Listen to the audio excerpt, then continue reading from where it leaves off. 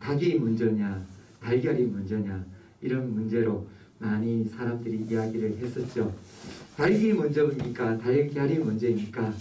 우리 안에서도 한번 질문을 한번 해볼까요? 닭이 먼저입니까? 달걀이 먼저입니까? 네, 닭이 먼저이죠. 네, 닭이 먼저이죠.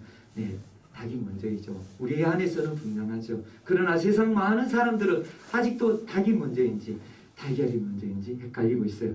왜냐하면 그들의 눈에는 하나님의 말씀이 보이지 않고 들리지 않기 때문입니다. 그러나 하나님께서는 우리에게 닭이 먼저인 것을 보여주셨습니다. 창조주 하나님이 우리에게 분명히 닭이 먼저 창조되었음을 말씀해 주시고 그 말씀대로 닭이 창조되었고 그리고 달걀이 그 다음인 것을 우리에게 말씀해 주셨습니다. 그런데 아직도 많은 사람들은 세상의 이 잘못된 가르침으로 인해서 혼선을 빚고 있죠. 무엇 때문에 그렇습니까? 진화론 때문에 그렇죠. 진화론에 의해서 사람들은 아직도 달걀이 먼저일 것이다 라고 생각을 하는 사람들이 있는 것이죠. 그러나 하나님은 이 진화론뿐만 아니라 잘못된 많은 이 가르침들이 있다라는 것을 오늘 본문에서 또 말씀해 주고 계십니다. 우리에게 이 세상에 많은 잘못된 가르침이 있는데 그 가르침으로 인해서 많은 사람들이 혼란스러울 뿐만 아니라 그 가르침이 교회까지 들어와서 교회를 혼란스럽게 한다라고 주님은 말씀해 주셨습니다. 오늘 본문에 어떤 가르침이냐? 바로 바리새인과 헤롯의 누룩을 주의하라는 말씀으로 우리에게 말씀해 주시는데 바로 그들의 가르침에 문제가 있다는 것입니다.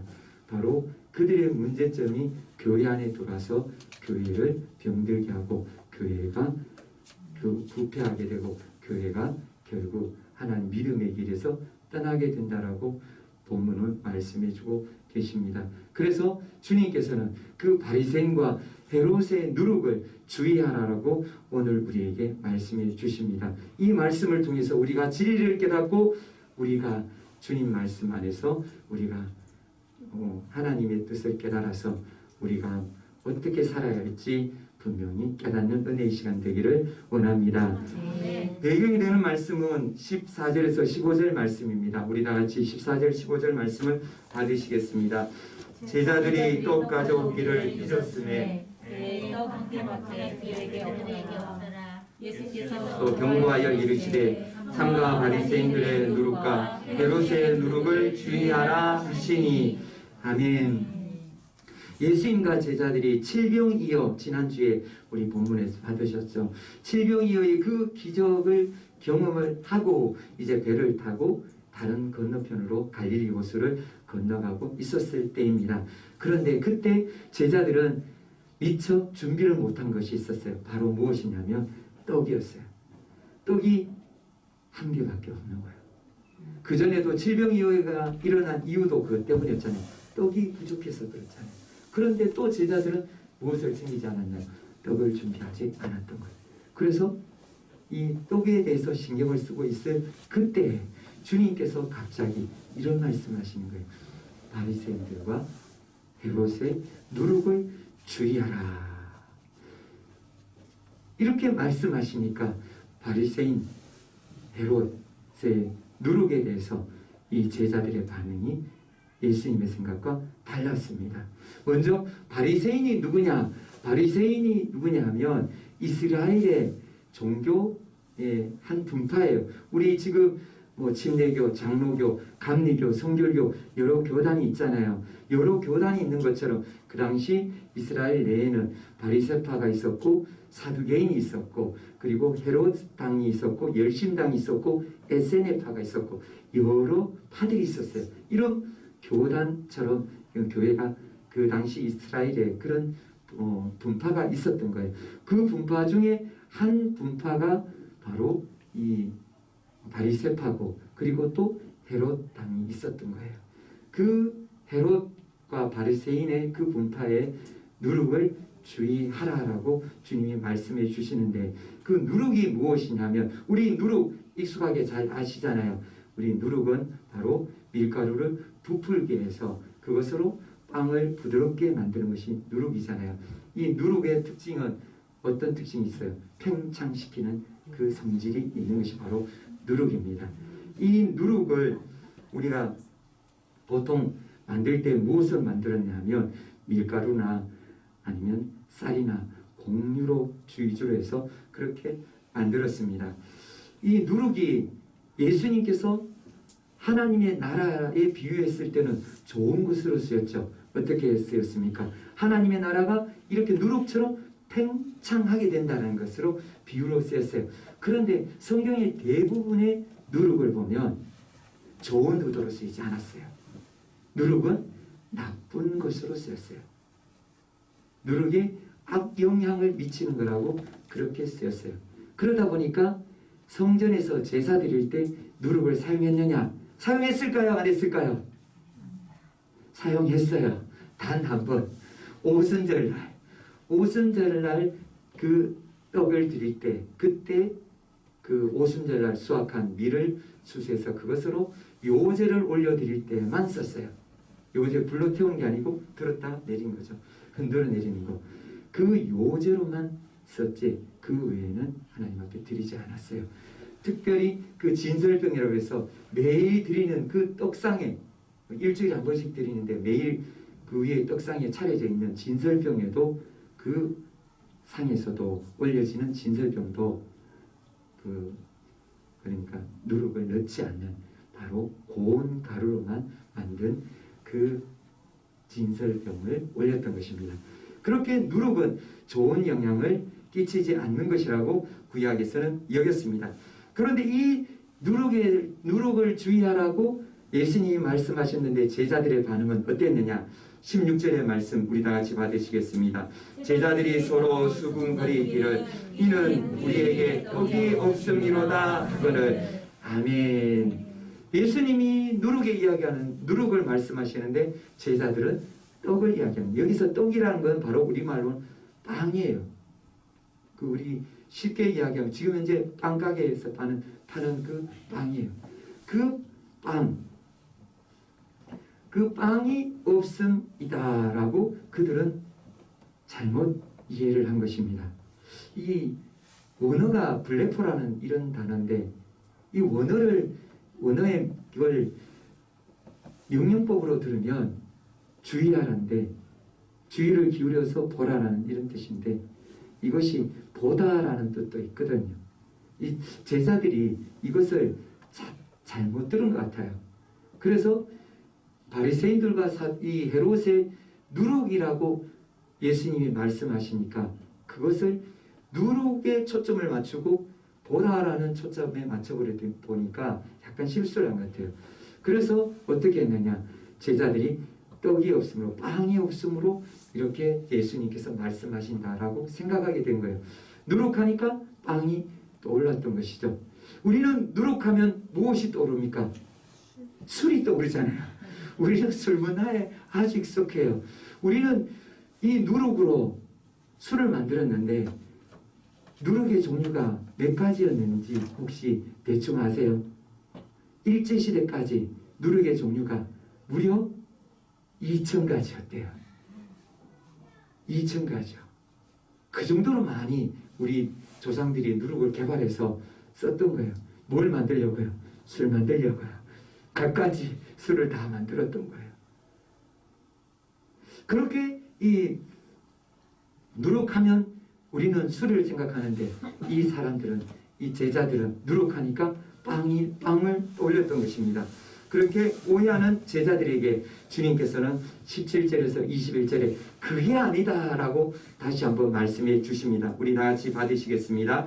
예수께서 하시고 이르시되 너희가 어찌 떡이 없으므로 수군거리느냐 아직도 알지 못하며 깨닫지 못하느냐 너희 마음이 둔하냐 너희가 눈이 있어도 보지 못하며 귀가 있어도 듣지 못하느냐 또 기억하지 못하느냐 내가 떡 5개를 5,000명에게 떼어줄 때 조각 몇 바구니를 거두었더냐 이르되 12인이다 또 7,000명에게 떼어줄 때 조각 몇 몇 방울을 거두었더냐. 이르되 7일이다. 이르시되 아직도 깨닫지 못하느냐 하시니라.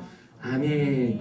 예수님이 말씀하시고 아직도 깨닫지 못하느냐, 아직도 이렇게 깨닫지 못하느냐. 예수님은 책망하시듯 안타까우시듯 이렇게 말씀하세요. 제자들에게 보여주었잖아요. 예수님이 다 보여줬잖아요. 예수님이 이적을 일으킬 때, 그리고 예수님이 그 이적을 일으키는 그 권세를 주셔서 제자들은 나가서 어떻게 했어요? 이적을 일으켰잖아요. 예수님의 그 권세로요. 그럼에도 불구하고 제자들이 아직도 변하지 않은 것이 있었어요. 예수님에 대한 고정관념, 생각이 변하지 않았던 거예요. 예수님이 누구신지 아직도 분명히 몰랐던 거예요. 눈을 뜨지 못했어요. 아직도 눈이 감겨 있었어요. 영적으로 눈이 감겨 있다 보니까 예수님이 누구신지 알지 못해서 예수님을 오해한 것이죠. 그래서 예수님께서 기적을 일으키고 병든 자를 고치고 귀신을 쫓아내고 맹인의 눈을 띄워주고 못 듣는 귀를 열어주고 그리고 죽은 자를 살려주는데 그들은 아직도 선지자로 알았던 거예요.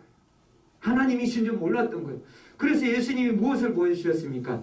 오병이어를 보여주셨잖아요. 왜 오병이어를 보여줬습니까? 없는 것에서 있는 것을 만들어내시는 하나님이시라는 거예요. 세상의 피조물들은 없는 것에서 있는 것을 만들어낼 수가 없어요. 오직 전능하신 하나님만이 창조주 하나님이시고 창조하실 수 있습니다. 세상에 그 어떤 것도 없는 것에서 있는 것을 만들어낼 수 없어요. 우리 하나님께서 창조하셨고 우리 하나님만이 하실 수 있는 능력이신 줄 믿으시길 바랍니다. 하나님은 우리에게 분명히 말씀해 주셨어요. 없는 것에서 있는 것으로 만들어내신 분이 하나님이라는 거예요. 그렇게 제자들에게 다 보여줬잖아요. 오병이어로 몇 명을 먹이셨다고요? 남자만 5,000명, 남녀 합치면 거의 2만 명에 가까운 사람들을 오병이어, 보리떡 5개와 물고기 2마리로 먹이셨잖아요. 만들어내주셨잖아요. 그리고 바구니가 몇 개의 바구니가 거뒀다고요? 12개요. 그 다음에 지난주에 받았던 말씀 7병이어로 바로 보리떡 7개와 물고기 2마리로 몇 명을 먹이셨다고요? 4,000명요. 거기도 한 15,000명에서 16,000명 정도. 그렇게 많은 사람들을 먹이셨는데 그런데 제자들이 그것을 깨닫지 못한 거예요. 무려 남은 것이 7광줄이에요. 그런데 앞에서는 바구니고 뒤에 거는 광줄이라고 해서 약간 차이가 뒀죠. 차이가 있어요. 바구니는 작은 바구니고 광줄이는 사람이 들어갈 정도로 큰 광줄이에요. 그렇게 예수님께서 많은 것을 남겨서 사람들에게 보여주었어요. 나는 누구라고요? 하나님이라는 거예요. 예수님이 하나님이신 줄 믿으시길 바랍니다. 예수님은 그렇게 가르쳐줬는데 제자들이 어떻게 해요? 모르는 거예요. 제자들이 아직도 깨닫지 못하는 거예요. 눈이 뜨지 못했던 거예요.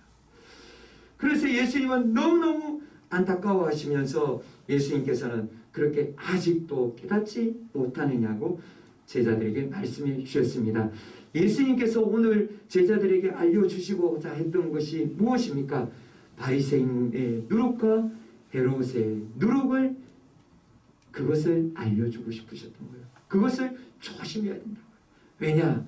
그 누룩으로 인해서 제자들이 믿음의 길에서 떠날 수가 있기 때문에요.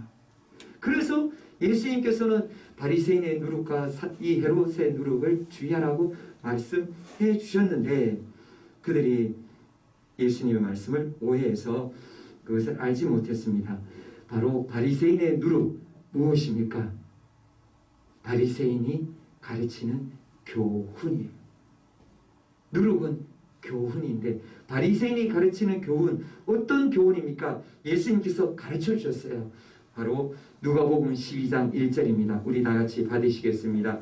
그동안 우리 수만 명이 모여 서로 밟힐 만큼 되었더니 예수께서 먼저 제자들에게 말씀하여 이르시되 바리새인들의 누루 곧 외식을 주의하라.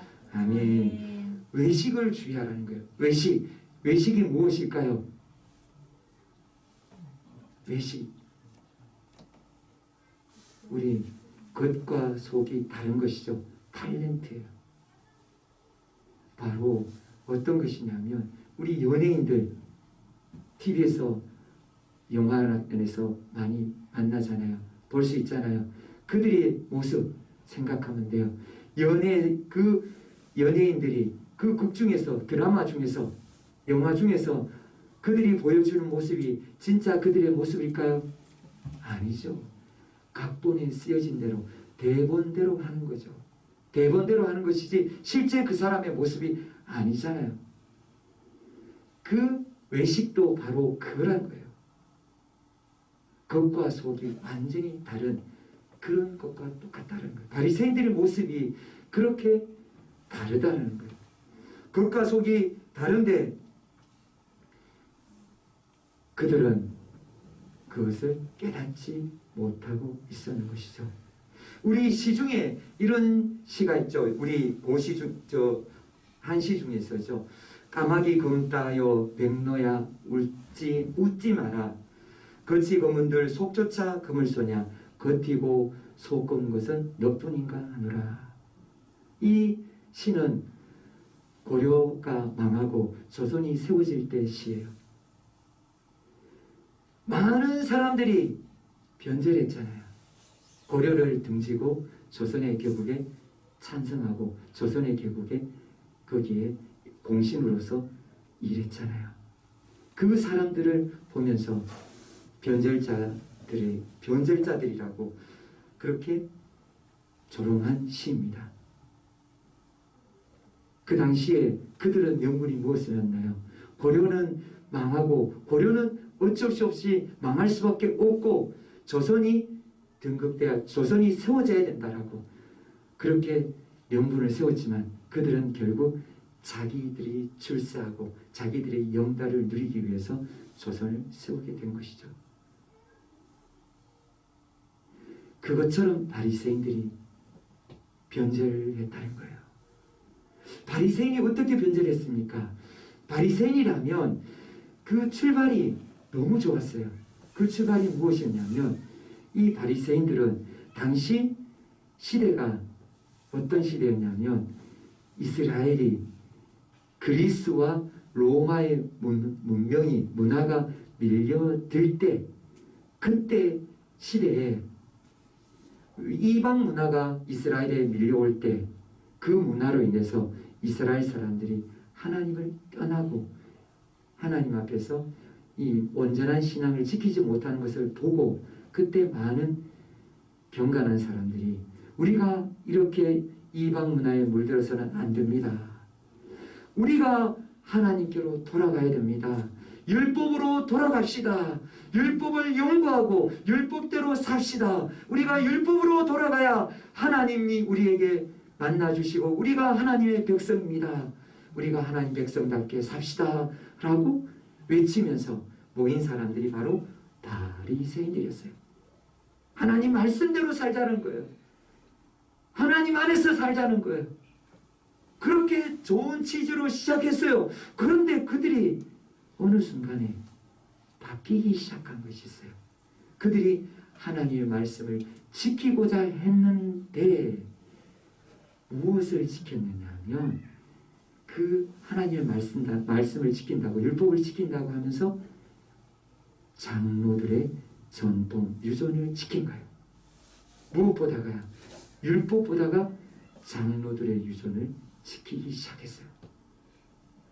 그것이 바로 하나님의 율법을 지키는 것이라고 그들은 생각을 하고 그들은 장로들의 유전을 지키려고 그들은 아주 세분화했어요. 우리가 살아가는 일상생활 속에서도 율법을 지킨다는 명분 아래에서 안식일을 어떻게 지키는지, 안식일은 몇 킬로미터까지 걸어가고 어느 정도까지 움직일 수 있고 안식일은 무엇까지 할 수 있고 그리고 11조는 어떻게 드리고 헌금은 어떻게 드리고 금식은 어떻게 하고 기도는 어떻게 하고 옷은 어떻게 입고 시장에서는 어떻게 행동하고 교회에서는 어떻게 행동하고 하나하나 다 세상 부분까지 다 규정을 만들고 규칙을 만들고 장로들의 유전이라면서 그것을 지키고 또 어떻게 했나요? 지키도록 강요했어요. 자기들뿐만 아니라 다른 유대인들에게 그것을 지켜야 된다고 하면서 그것을 강요하기 시작을 했습니다. 하나님을 경외한다고 했지만 하나님 보시기에는 그것이 죄악이었어요. 왜냐? 하나님의 말씀을 듣지 않고 누구의 말을 듣는 거예요? 사람의 말을 듣는 것이었어요. 그들은 그것을 알지 못했던 거예요. 그래서 예수님이 가르쳐 주셨는데도 그들은 깨닫지 못했어요. 그래서 마태복음 23장 24절에 주님은 이렇게 말씀하셨어요. 그들에게 맹인 된 인도자여 하루살이는 걸러내고 낙타는 삼키는 도다. 아멘. 그들에게 맹인이라고 했어요. 보지 못한다라고요. 눈이 어둡다라고요. 누구에게요? 바리새인들요. 경건하다고 생각하고 자부했던 그들에게 너희들이 바로 맹인이라. 너희들이 보지 못한다. 눈이 있어도 보지 못한다. 그리고 너희들이 무엇을 하느냐? 지금 하루살이 아주 사소한 것들은 거기에는 집착을 하고 그리고 낙타는 삼킨다. 낙타들은 큰 것들, 정말 중요한 것들은 무시해버린다. 그렇게 너희들이 자기들만 아니라 그렇게 유대인들을 인도해 가고 있다는 거예요.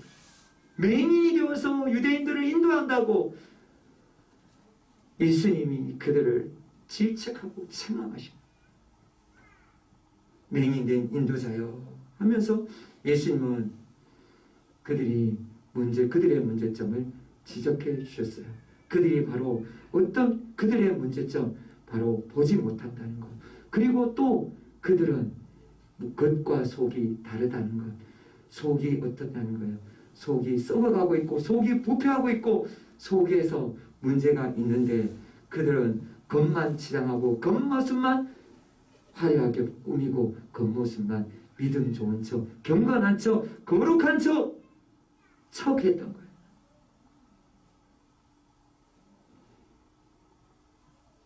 그들은 형식적인 신앙인으로 전락해버린 거예요.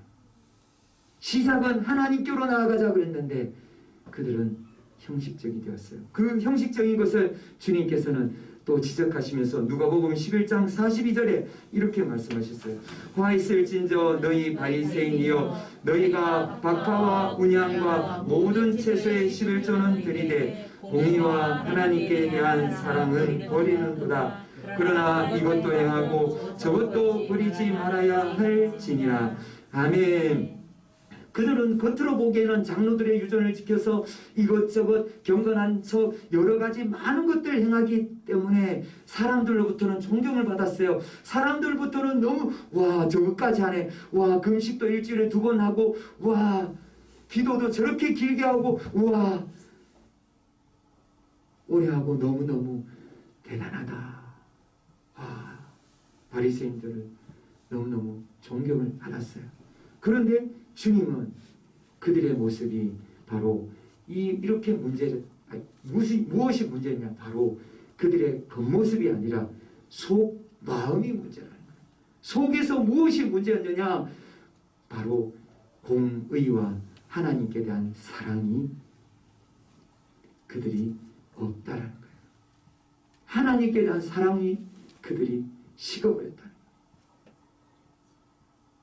11조가 왜 생겼습니까? 11조를 왜 11조를 드리려느냐면 이스라엘에 11지파가 있었어요. 12지파가 있었어요. 그 12지파 중에 하나님께서는 하나님만을 섬기는 한 지파를 택하셨어요. 바로 레위 지파요. 그 한 지파를 택해서 하나님만 열심히 섬기고 이스라엘 백성들에게 가르치라고 레위 지파를 세웠는데 그 세우시면서 다른 지파에게는 기업을 주면서 하나님만을 섬기는 이 지파에게는 11조가 바로 기업이라고 그렇게 약속해 주시며 그렇게 이스라엘 백성들에게 11조를 드려서 레위인들을 먹이도록 그렇게 하나님 앞에 드려서 레위인들을 먹이도록 그렇게 한 것이죠. 그렇게 해서 이스라엘 백성들이 11절 하나님 앞에 드려서 레위 지파가 하나님을 더 잘 섬기고 그 레위 지파를 통해서 이스라엘 백성들이 하나님 안에서 더 믿음이 잘 세워지도록 그렇게 서로 윈윈하게 했던 것이죠. 그렇게 하나님께서는 11조를 통해서 레위 지파를 세우실 뿐만 아니라 또 11조가 한 번 더 있었어요. 매 3년마다 한 번씩 고아와 과부와 가난한 레위인들을 돕도록 성읍에 모아서 쌓아서 그들을 도우라고 그렇게 11조를 말씀해 주셨어요. 11조라는 것이 무엇이었느냐? 바로 레위 지파와 고아와 과부, 어렵고 가난하고 연약하고 약한 사람들을 도와주라고 그렇게 11조를 만드시면서 그 11조를 헌금하고 드리라고 했는데 이 바리새인들은 그 11조를 철저히 드렸어요. 그런데 누구 것을 빼앗았나요? 과부의 것을 빼앗아 드린 거예요. 어렵고 힘든 사람의 것을 빼앗아 드린 거예요. 하나님 앞에서 11조 드린다고 하면서 하나님께서 그들을 도우라고 11조를 거두는 것을 하나님의 그 말씀의 뜻은 깨닫지 못하고 잊어버리고 하나님에 대한 사랑은 잊어버리고 그들은 그들의 재산을 빼앗고 과부의 재산을 빼앗고 그것으로 하나님께 드리면 됐다라고 생각한 것이죠. 그래서 주님께서는 그들을 책망하신 거예요. 공의를 잊어버리고 공의를 행하지 않고 정의를 행하지 않고 그리고 바로 하나님께 대한 사랑 그것도 버렸다라고 그들을 책망하셨습니다. 누구를 속인 것입니까? 하나님을 속인 거예요. 또 누구를 속였습니까? 사람들을 속인 거예요. 겉으로는 하나님을 잘 섬기는 척 이웃을 사랑하는 척 했지만 실제의 모습은 하나님도 속였고 이웃도 속였던 것입니다. 그들의 모습이 위선자였던 것입니다. 그 위선자들이 주님이 잘못을 지적했을 때 끝까지 고집을 피우면서 누가복음 12장 53절에 54절에서 이렇게 했죠. 어떻게 했냐? 거기서 나오실 때 서기관과 바리새인들이 거세게 달려들어 여러 가지 일을 따져 묻고 그 입에서 나오는 말을 책잡고자 하여 노리고 있더라. 아니, 주님께서는 그 바리새인들을 향해서 그렇게 살면 안 된다고, 그것이 다 멸망의 길이고 불족으로 들어가는 길이라고 그렇게 알려주셨는데 그들은 어떻게 했나요? 돌이키지 않았어요. 그들은 회개하지 않았어요. 주님의 말씀에 엎드리지 않았어요. 어떻게 했나요? 도리어 주님께 대들었어요. 비난하고 비방하고 주님을 모함하려고 하고 함정에 빠뜨리려고 하고 주님을 마침내 어떻게 했습니까? 십자가에 못 박았습니다. 그들이 신성모독이라는 그 제목으로 예수님을 십자가에 못 박았어요. 예수님이 세상의 모든 사람의 죄를 위해서 이 땅에 오셨는데 그것을 그들은 알지 못했어요. 십자가에서 주님은 그들의 죄뿐만 아니라 세상의 모든 사람의 죄를 용서해 주시려고 오셨는데 그들은 그것을 알지 못했어요. 그래서 예수님을 십자가에 못 박았습니다. 예수님을 십자가에 죽였어요. 예수님은 그렇게 고통스러운 십자가에서 죽임을 당하심으로 그 흘리신 피로 우리를 살려주셨습니다. 우리를 제사해 주셨어요. 우리의 모든 죄와 허물을 용서해 주셨어요. 그래서 우리는 제사함을 받고 하나님과 원수된 이 관계를 회복하게 된 줄 믿으시길 바랍니다. 예수님의 보혈로만이 우리의 모든 죄와 허물을 사함받을 수가 있습니다. 그리고 또한 주님 은혜 가운데 우리는 하나님의 자녀가 되었습니다. 하나님께서 이 땅에 오셔서 우리의 모든 죄와 허물을 용서해 주신 것입니다. 이것을 믿는 자에게 하나님은 다 은혜로 선물로 공짜로 베풀어 주셨습니다. 믿으시길 바랍니다. 아멘. 주님께서 이 바리새인의 교훈에 대해서 말씀해 주셨고, 이 바리새인들이 외식하고 그들이 형식주의자들이고 또 그들이 끝까지 위선을 가지고 위선적으로 살면서 독선적으로 끝까지 회개하지 않았다라고, 그렇게 바리새인의 교훈에 대해서 조심해야 된다라고, 주의해야 된다라고 말씀해 주시고, 또 둘째로는 헤롯의 교훈에 대해서 이제 말씀해 주셨죠. 그 헤롯의 교훈은 무엇이냐? 바로 세속주의예요. 헤롯, 우리 일제시대 초기에 우리가 한번 그때 생각하면 이해하기 쉬울 거예요. 우리 일제시대 초기에는 군인들이 우리나라를 다스렸어요. 그것을 무엇이라고 그러냐면 무단 통치라고 해요. 군인들로 다스리는 거예요. 식민지를 지배한 거예요. 그런데 그렇게 되니까 무슨 일이 일어나요? 3.1운동이 일어나고 독립운동이 일어나고 갖가지 독립운동이 계속 막 번지기 시작한 거예요. 그러니까 일제가 어떻게 했느냐? 바꿨어요. 경찰 통치로 바꿨어요. 그러면서 문화 통치로 바꾼 거예요. 그때부터 어떻게 했느냐? 강압적으로 하는 것이 아니라 한글을 못 쓰게 하고 일본어를 쓰게 한 거예요. 창시개명을 하게 된 거예요. 내선 1차를 해서 일본 사람하고 조선 사람이 똑같다라고 하면서 일본말 쓰고 일본 이름을 가지는 거예요. 한국식 한글 이름을 가지면 안 돼요. 다 일본어로 바꿔야 되는 거예요. 학교에서 한글말 쓰면 낫지요. 그렇게 그들은 문화 통치라는 그렇게 그 통치를 통해서 독립운동가들을 변절시켰어요. 결국 수많은 독립운동가들이 그 문화 통치 기간에 다 변절해서 다 바꿨어요. 왜요? 무엇 때문에요? 먹고 살기 위해서, 그리고 출사도.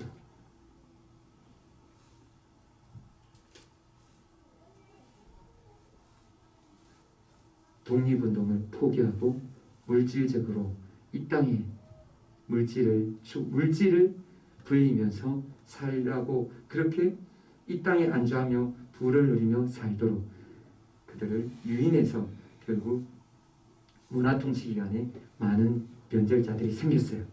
그것처럼 바로 이 헤롯이 그런 정치를 한 거예요. 헤롯이 원래는 이스라엘 사람이 아니잖아요. 에돔 사람이에요. 이방 사람이에요. 이방 사람이 이스라엘의 왕이 된 거예요. 그러니까 이 헤롯은 누구하고 결혼했느냐? 바로 이 이스라엘 여인과 결혼했어요. 그리고 이스라엘 그 사람들에게 환심을 사기 위해서 무엇을 만들었느냐? 성전을 개보수하면서 아주 대대적으로 신축을 했어요. 성전을 아주 크고 화려하게 지었어요. 헤롯이 짓기 시작해서 그 성전이 언제까지 지어졌느냐 했냐면 AD 66년까지요. 무려 76년 정도를 지었던 거예요.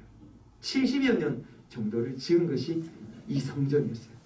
그렇게 화려하고 큰 성전을 지었던 거예요. 그리고 또 헤롯이 어떤 이스라엘을 유화 정책을 썼냐 하면 이스라엘 사람들에게 의인들과 선지자들의 그 무덤을 새롭게 정비하고 새롭게 다듬었어요. 묘도 만들고 비석도 세우고 그렇게 꾸몄어요. 이스라엘 사람들의 환심을 사려고 열심히 노력을 했던 것입니다.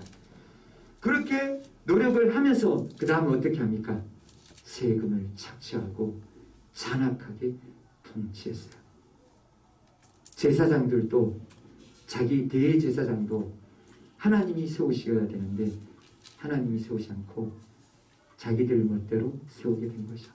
로마의 명을 받아서 마음대로 세우게 됩니다. 그렇게 되니까 바로 이 헤롯이 어떻게 했느냐? 이스라엘 사람들을 이방 문화 속으로 물들게 했던 거예요. 바리새인들이 거기서 뛰쳐나간 거잖아요. 그런데 이 헤롯 사람들은 그 세속주의에 더 불을 지피고 있었던 사람들이 바로 헤롯을 추종하는 사람들이었어요. 그렇게 헤롯을 추종하는 사람들은 중에서 누가 있었냐면 사두개인들이 여기에 물을 들였어요. 사두개인들이 바로 누구냐면 제사장들이었어요. 제사장들이 하나님께 제사 드리는 사람들이 무슨 말을 했느냐? 이방 문화에 물들여서 어떤 말을 했느냐? 천사가 없다라는 거예요.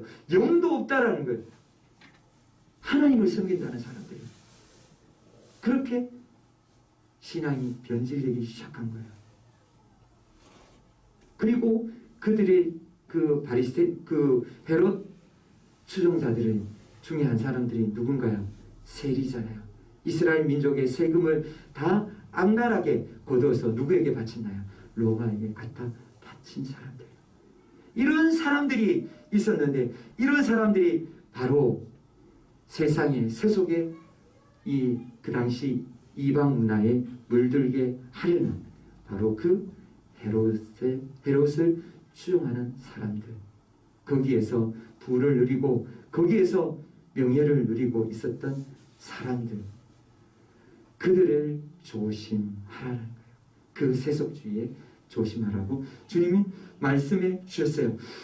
그렇게 주님께서는 바리새인과 헤롯의 이 누룩을 조심하라고 주의하라고 말씀하시며 우리에게도 역시 바리새인들과 헤롯의 누룩이 있다는 것을 성경은 말씀해 주고 계세요. 우리에게 어떤 바리새인의 누룩과 헤롯의 누룩이 있을까요? 바리새인의 누룩은 우리 고린도전서 5장 7절에서 8절 말씀을 우리 다 같이 받으시겠습니다. 너희는 누룩 없는 자인데 새 덩어리가 되기 위하여 무른 누룩을 내버리라. 우리의 유월절 양 곧 그리스도께서 희생되셨느니라. 이러므로 우리가 명절을 지키되 묵은 누룩으로도 말고 악하고 악에 찬 누룩으로도 말고 누룩 없이 온전히 순전함과 진실함의 떡으로 하자. 아멘. 주님은 우리 안에 무엇이 있냐면 누룩이 있다라는 거예요. 묵은 누룩요. 악과 악에 찬 누룩요. 우리 죄의 뿌리요. 죄의 옛 사람의 모습이요. 죄의 습관들요. 아직도 예수님을 믿었지만 아직도 버리지 못한 살아있는 육신의 정욕요. 내가 내 마음대로 내 뜻대로 살고 싶은 욕심들요. 그 쓴뿌리들이 아직도 남아있다는 거예요. 그 악과 악의가 남아있어서 그것들이 우리를 더럽히고 있다는 거예요. 그래서 그 묵은 누룩을 버리라고요. 우리는 누룩 없는 자가 되어야 합니다. 묵은 누룩을 내어버리시길 바랍니다. 우리 속에 있는 악한 생각들, 악한 말들 다 버리시길 바랍니다. 우리는 바뀌어야 됩니다. 주님은 우리 안에 먼저 누룩이 있음을 우리는 깨닫고 우리 안에 누룩을 버리라고 말씀해 주시고 그 다음에 무엇으로 하나님 앞에 나아가라 하셨느냐? 바로 순전함과 진실함으로 하나님 앞에 살라라고 말씀해 주셨어요. 우리가 겉과 속이 다른 것이 아니라 겉과 속이 똑같이 깨끗한 사람, 순전한 사람, 진실한 사람이 되라고 주님은 말씀해 주셨습니다. 그리고 우리에게 무엇을 해야 되느냐? 바로 묵은 누룩을 내버린 그 자리에 무엇을 채워야 됩니까? 요한계시록 2장 4절에서 5절 말씀입니다. 그러나 너를 책망할 것이 있나니 너의 처음 사랑을 버렸느니라. 그러므로 어디서 떨어졌는지를 생각하고 회개하여 처음 행위를 가지라. 만일 그러하지 아니하고 회개하지 아니하면 내가 네게서 그 촛대를 자리에서 옮기리라. 아멘. 처음 사랑으로 채워야 되는 것입니다. 회복해야 되는 것입니다. 예수 그리스도를 만났던 첫 사랑, 처음 예수 그리스도를 만났던 그 사랑으로 다시금 회복하라고 주님은 말씀해 주셨습니다. 우리 안에 더러운 모든 생각을 내버리고 예수 그리스도의 사랑으로 충만하게 부어지기를 원합니다. 예수 그리스도의 사랑으로 채워져야 돼요. 하나님의 사랑으로 우리 안에 가득해야 돼요. 우리가 주를 향한 그 뜨거운 사랑, 그 뜨거운 눈물이 날마다 흘려야 될 줄 믿습니다. 그렇게 우리는 주님 앞에서 사랑으로 하나님을 사랑하고 하나님의 그 사랑을 받은 자로 하나님을 사랑하고 그리고 이웃을 사랑하는 진실한 사람이 되라고 성경은 말씀해 주고 계십니다. 우리가 하나님 앞에서 그리고 또 어떻게 살아야 되느냐, 바로 누룩이 온 덩어리에 퍼지지 못하게. 갈라디아서 5장 9절 말씀 우리 다같이 받으시겠습니다. 적은 누룩이 온 덩이에 퍼지느니라. 아멘. 교회 안에 침투하는 그 누룩들을 바로 밀어내고 그 누룩들이 교회 안에 들어오지 못하도록 막으라는 거예요. 누룩 앞에서도 말씀드렸죠. 진화론. 그 다음에 또 어떤 것이 있나요? 이단들요. 신천지, 하나님의 교회, 그리고 구원파 너무너무 많아요. 그들을 조심해야 되고 그들을 교회 안에 절대로 발붙이지 못하게 막아내야 됩니다. 교회를 지켜야 됩니다. 우리는 누룩이 우리 안에 있음을 분명히 깨달아야 됩니다. 우리 안에 있는 묵은 누룩을 내어버리고 주님의 사랑으로 가득 채우고 주님을 사랑함으로 이웃을 사랑함으로 사랑의 실천자가 되고 또한 우리 안에 악한 그 교훈과 가르침, 진화론이나 이단들이나 악한 것들이 틈타지 못하도록 막아내야 되는 것입니다. 그리고 또 우리가 어떻게 해야 되느냐, 야고보서 4장 4절에 두 번째로 주님께서는 우리에게 세상과 친구가 되지 말고 주님과 친구가 되라고 말씀하십니다. 우리 다 같이 받으시겠습니다. 가늠한 여인들아, 세상과 못된 것이 하나님과 원수됨을 알지 못하느냐. 그런즉 누구든지 세상과 벗이 되고자 하는 자는 스스로 하나님과 원수되는 것이니라. 아멘. 주님은 분명히 말씀하셨어요. 세상과 벗하면 어떻게 된다고요? 불지옥으로 들어간다고요. 하나님과 원수가 된다고요. 세상을 따라가면 안 된다고요. 세상의 풍습, 세상의 문화를 따라가면 우리는 불지옥에 들어갈 수밖에 없습니다. 우리를 주님은 살려주셨어요. 우리는 거기서 불지옥에서 구원해 주셔서 우리가 천국길 가도록 주님은 우리를 살려주셨는데 우리가 다시 세상으로 돌아가면 우리는 불지옥으로 들어갈 수밖에 없는 거예요. 그래서 주님께서는 세상과 친구하지 말고 누구하고 친구가 되어야 되느냐, 주님은 말씀하셨습니다. 우리에게 요한복음 15장 14절 말씀 우리 다 같이 받으시겠습니다. 너희는 내가 명하는 대로 행하면 곧 나의 친구라. 아멘. 누가 친구하라고요? 주님과요. 우리 예수님과 친구하라고 주님께서는 말씀해 주셨어요. 너희는 내가 명하는 대로, 예수님이 말씀하시는 대로 살면 누구의 친구가 되느냐? 예수님의 친구가 된다라고요. 우리 모두 다 예수님의 친구가 되기를 소원하길 원합니다. 예수님은 우리에게 친구 될 길을 열어주셨어요. 예수님이 하신 그 말씀대로 순종하면 예수님이 우리를 친구 삼아 주신다라고. 하나님이 우리를 친구 삼아 주신다고 우리에게 약속해 주셨어요. 하나님께서 성경 구약 성경에 누구에게 친구라고 부르셨습니까? 아브라함에게 친구라고 하셨어요. 아브라함에게 친구라고 하셨던 것처럼 예수님은 우리에게 친구라고 부르기를 원하십니다. 주님의 음성에 귀를 여시길 바랍니다. 우리가 세상과 친구가 되지 않고 세상의 문화를 따라가지 않고 주님과 친구가 되어서 주님을 따라가기를 원합니다.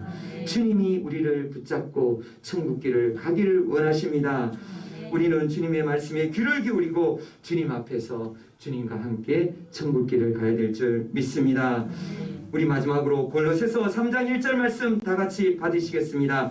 그러므로 너희가 그리스도와 함께 다시 살리심을 받았으면 위의 것을 찾으라. 거기는 그리스도께서 하나님 우편에 앉아 계시느니라. 아멘. 세상에 많은 바리새인들의 누룩과 헤롯의 누룩이 밀려올 수 있어요. 세상에 많은 그 문화들이 교회 안에 밀려올 수 있고 우리 안에 밀려들 수 있고 우리 속에서 꿈틀거릴 수 있어요. 그때마다 우리가 어떻게 해야 되느냐? 위의 것을 바라보라는 거예요. 누구요? 주님을 바라보라는 거예요. 천국을 바라보라는 거예요. 하나님 보좌 우편에 계신 우리 주님을 바라보라고 주님은 말씀해주고 계십니다. 우리 모두가 다 깨어서 주님을 바라보길 원합니다. 세속에 물들지 말고 주님을 바라보길 원합니다. 세상과 친구가 되는 것이 아니라 주님과 친구가 되셔야 합니다. 우리는 모두 다 주님과 함께 천국길을 가야 됩니다. 주님이 기다리고 계십니다. 이제 곧 주님 다시 오십니다. 다시 오실 그날에 우리 모두 다 부활하게 될 줄 믿습니다. 우리 몸이 부활해서 영광스러운 주님을 다시 만나게 될 줄 믿습니다. 그날에 우리 모두 다 주님 앞에 착하고 충성된 종으로 칭찬받기를 원합니다. 우리 모두가 다 그날의 주인공으로 주님과 한 식탁에서 한 자리에서 먹고 마시며 영원한 안식을 누리기를 주님의 이름으로 축복드립니다. 아멘. 우리 다 같이 기도하시겠습니다. 이 시간 우리 다 같이 기도할 때 우리의 모습 돌아보길 원합니다.